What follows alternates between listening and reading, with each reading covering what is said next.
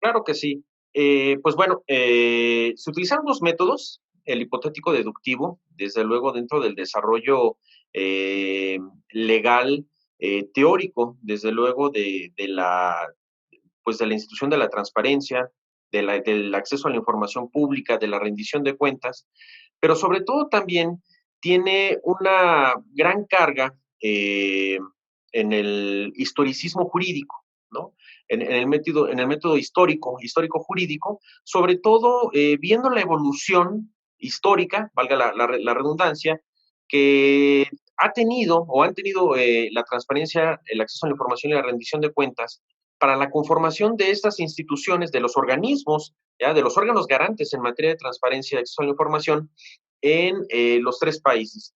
Y curiosamente podemos encontrar algunos hechos pues que llaman poderosamente la atención. Eh, Como que precisamente en el caso de las tres naciones, se da prácticamente un surgimiento dentro de la primera década del siglo XX. Pero no pudiéramos estudiar estos hechos de forma aislada. Los hechos históricos que sucedieron, digamos, dentro del contexto internacional, prácticamente dentro de la última década del siglo XX, el inicio de la última década del siglo XX, como lo fue la caída del muro de Berlín, y posteriormente en el año de 1991 la pues disolución de la Unión Soviética influyen prácticamente en el boom de la transparencia en el ámbito gubernamental. Recordemos precisamente que en el caso de la Unión Soviética, Mikhail Gorbachev en su momento impulsa dos políticas importantes. Por un lado, la perestroika, ¿no? En el ámbito económico, que buscaba precisamente la libertad económica de los mercados, etcétera, pero por otro lado, la glasnost, que no era otra cosa más que el abrir la caja de Pandora que representa la función pública de los entes gubernamentales que, hablando precisamente en la época de la cortina de hierro de la Unión Soviética y de prácticamente todas aquellas repúblicas que conformaban el extinto Pacto de Varsovia, pues era una labor titánica, ¿no?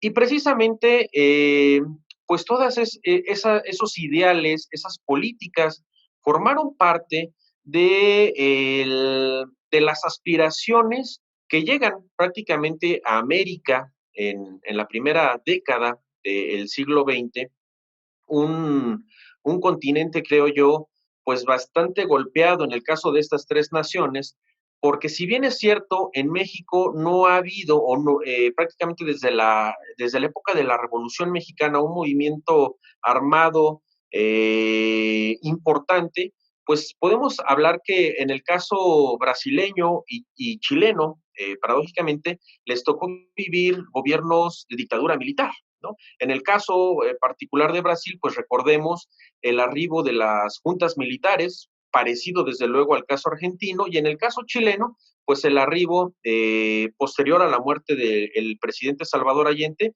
de Augusto Pinochet.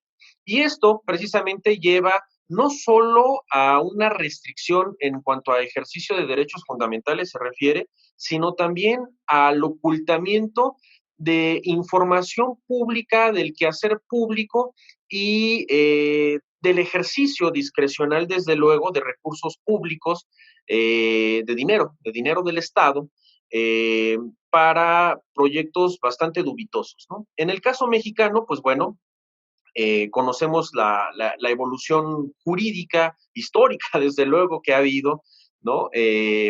Con gobiernos, pues que han venido constantemente de crisis económica en crisis económica, y curiosamente, después de la alternancia en el poder, que todavía queda en el debate si fue alternancia, ¿no? O fue transición democrática, pero bueno, no voy a meter en esos temas.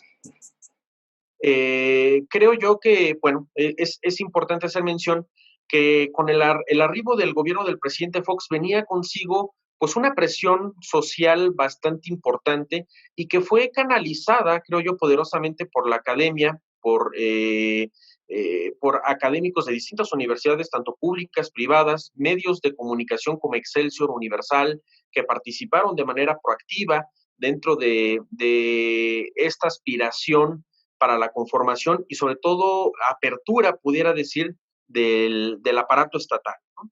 Y pues aunque pudiéramos decir que son tres realidades distintas, hay una confluencia, hay un punto, digamos, en donde confluyen las tres naciones, ¿no?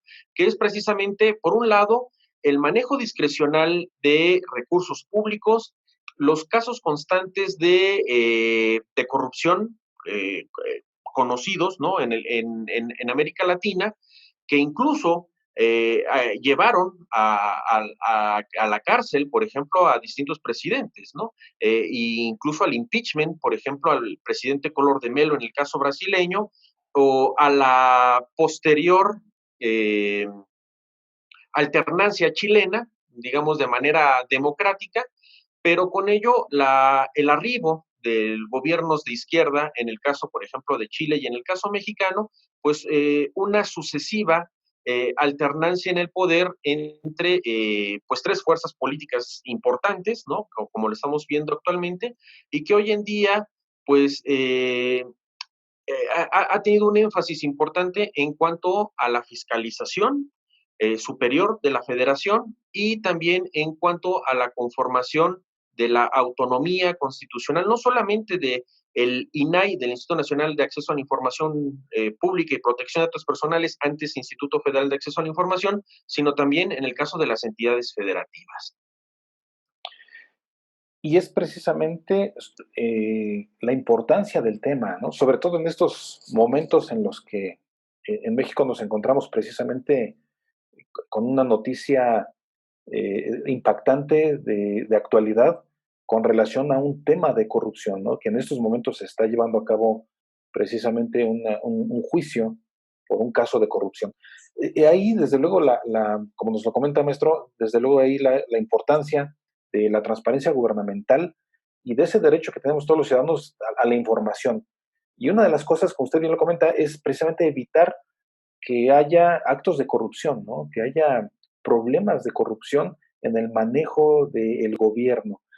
En este sentido, y también para que nuestros seguidores de las redes sociales tengan el contexto sobre estos temas, porque usted mencionó, ya nos ha mencionado varios puntos específicos de esta temática, para que se tenga un panorama más general, más concreto, ¿cómo podemos entender lo que es la transparencia gubernamental, por un lado, y su diferencia con el derecho de acceso a la información pública, por el otro lado, pero también con la rendición de cuentas que nos acaba de comentar, ¿no? Que hubo casos de rendición de cuentas en algunos países derivados precisamente de actos de corrupción, pero también con otro tema que es el tema del gobierno abierto. ¿Qué nos puede comentar sobre esto, maestro?